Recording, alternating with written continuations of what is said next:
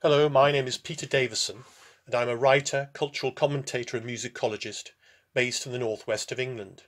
I'm presenting a series of podcasts in which I will read instalments of an essay about the relevance of the life and work of Gustav Mahler in our own times. I wrote it originally for the Mahler in Manchester Festival, which took place at the Bridgewater Hall in 2010. I'm delighted to have been asked to revive and re-edit this piece of writing for the 2020 Colorado MahlerFest, which, like so many other musical events, has had to retreat to the virtual world of cyberspace. Here is the second instalment of Mahler in Our Own Times, written and read by me, Peter Davison. Nature, God and Transcendence. If we wish to understand Mahler, we must recognize that his music expresses a state of relatedness to nature. He spent much of his leisure time walking in the mountains, and his composing huts were always isolated from human life. From the depiction of dawn that opens the first symphony to the grotesque rustic dances of his last works, nature is a defining presence. Birdsong and forest murmurs suffuse his music so that often it sounds like a natural landscape. At times, Mahler seems to speak for nature, as if the composer is a vessel of an impersonal force, as if the boundary between the music's subjective voice and the natural world has become porous. For Mahler, this was to glimpse the heaven below, a return to an earthly paradise, and the naive Wunderhorn poems provided a perfect source for such daydreams. Equally, though, the subject can feel alienated from nature, resulting in a storm of sentimental emotions and a sense of loss and longing in confrontation with the brutal reality of death. Nature can be a source of fear as well as consolation. She is both a generous and potentially cruel mother. Mahler sensed, long before it was generally understood, that our relationship with the natural world is out of kilter, that the consequent tensions in us as individuals and as a society threaten calamity. Yet, in the face of this foreboding, for Mahler, nature remained sacred, a refuge and inspiration, stirring a longing for lost innocence or awakening the soul's desire for eternity. In nature, Mahler felt a divine presence. It was the wellspring of his creative life. Mahler was greatly influenced by the pessimistic philosopher Arthur Schopenhauer, who believed that the life force was a blind, impersonal will, which, for the most part, tormented man. Our only escape from this fate was, according to Schopenhauer, through detachment and resignation. However, music was a special consolation, because he believed it to be our only means to discern the will directly, allowing us some release from its relentless drive.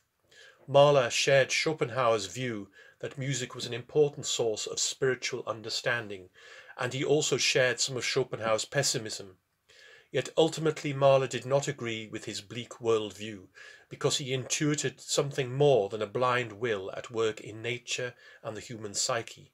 For Mahler, nature brought the consolation of Eros, a growing awareness of the mysterious unity of creation. Mahler's 9th and 10th symphonies and Das Lied von der Erde, the Song of the Earth, deal with this essential conflict between man's blind will to live and his hunger for meaning. They provide paradigms for transforming the inner life. In these last works, Mahler's existential quest reaches a climax in a way that is unexpected. We are not presented with cataclysm or victorious jubilation.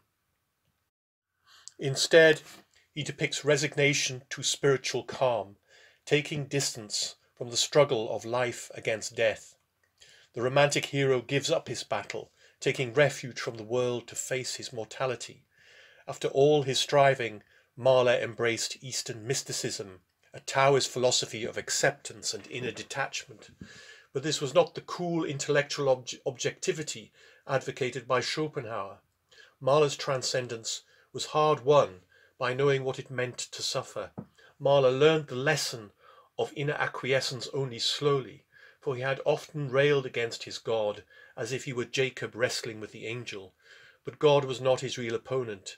The angel was the demon in himself, the demon of his doubt and fears. Despite his bouts of anxious skepticism, Mahler was not really sympathetic to the rationalist outlook, preferring to ally himself with the controversial German psychophysicist Gustav Theodor Fechner. Fechner had investigated dreams and the paranormal in order to create a science of the soul. He coined the term Die Tagesansicht, the day view, a perspective which asserts that all phenomena are manifestations of God.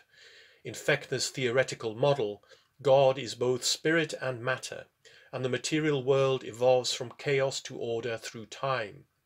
He believed that matter is an aspect of spirit, not separated from it. By contrast, according to Fechner, Die Nachtansicht, the night view, describes the pessimistic stance of scientific materialism, which lacks any transcendental dimension. It was Fechner's day view which helped Mahler interpret his experience. He was drawn to Fechner's belief that nature was always evolving to a higher level, and that evil was simply resistance to that evolution. Such a positive perspective contradicted many of the radical ideas of the times. Darwinism and Marxism gave credence to a deterministic, impersonal universe in which life struggles blindly for survival, while people compete for wealth and power. By comparison, Mahler's nature worship and striving for transcendence resisted such attitudes. He clung to the authenticity of his subjective feeling, even when confronted by materialism and collective cynicism. It is this which explains our contemporary interest in Mahler's music. He speaks of meaning in a world where science has disenchanted spirit, where empty banalities and displays of power achieve high prominence. Mahler holds out the possibility of transcendence to a culture which has succumbed to disbelief. There are some who think that the moments of transcendence in Mahler's music lack substance. For all the noise of his symphonic triumphs, they are coloured by a pervasive irony.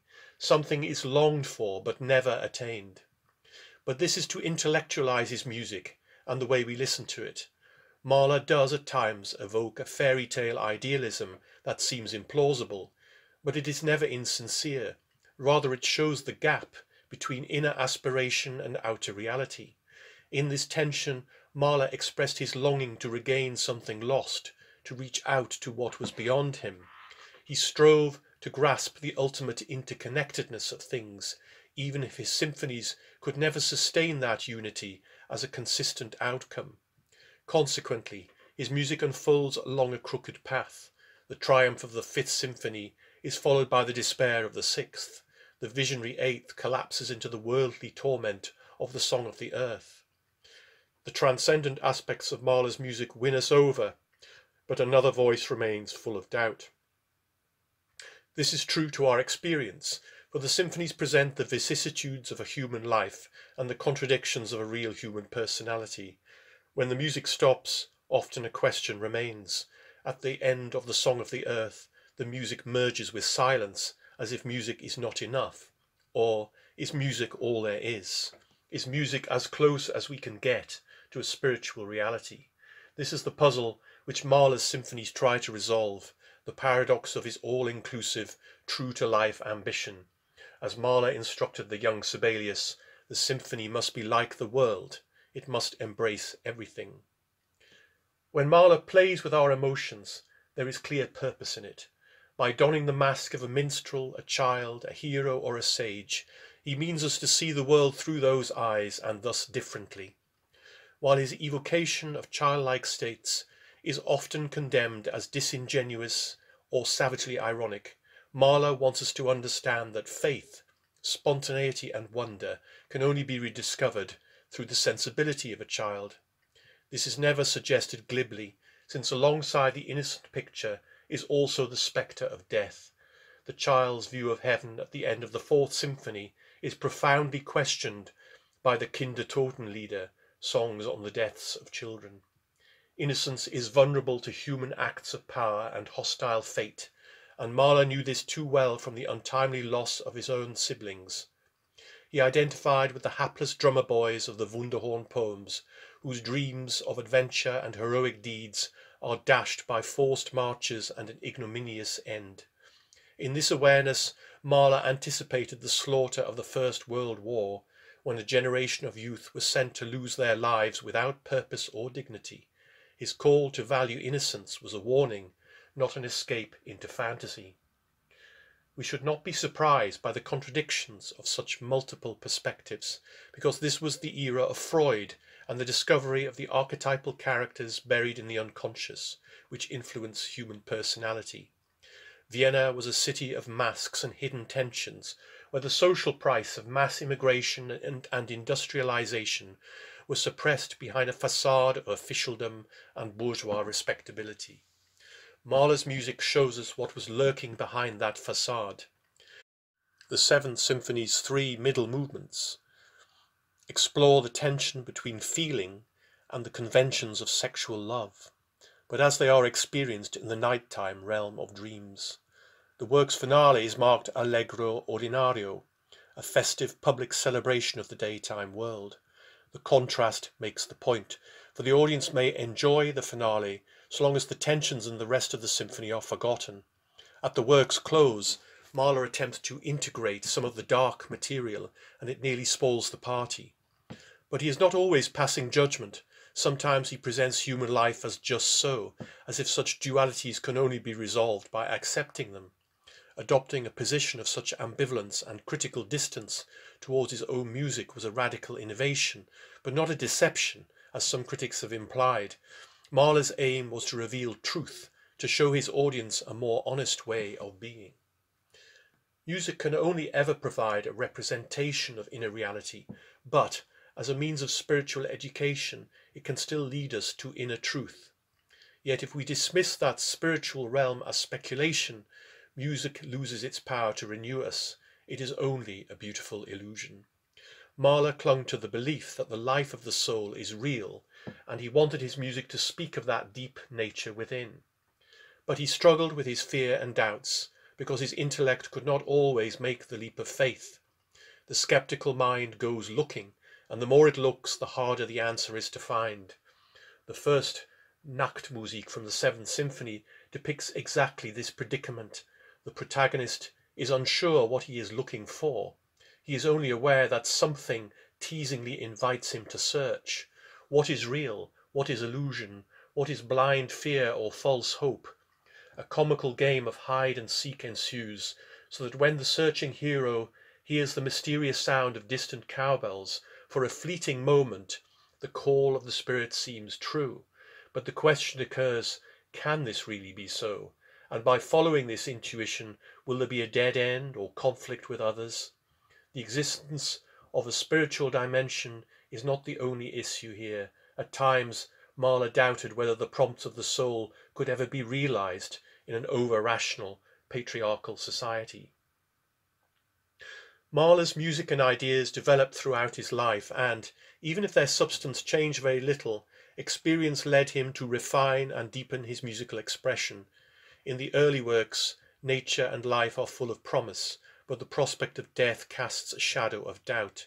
Mahler's music is full of youthful striving and heroic ambition, as he sought the heaven which is above through ceaseless aspiration. In midlife, there was a tempering of this approach. He started to question his striving, to look at life for what it is, as something finite, both light and dark.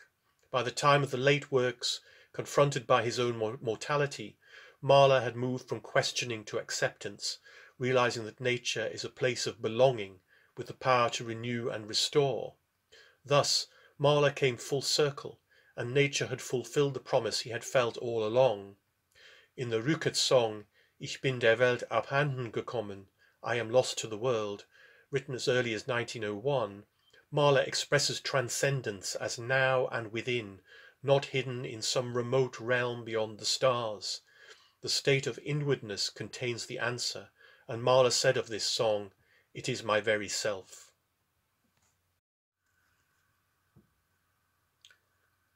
That's the end of the second instalment of my essay, Mahler in Our Own Times.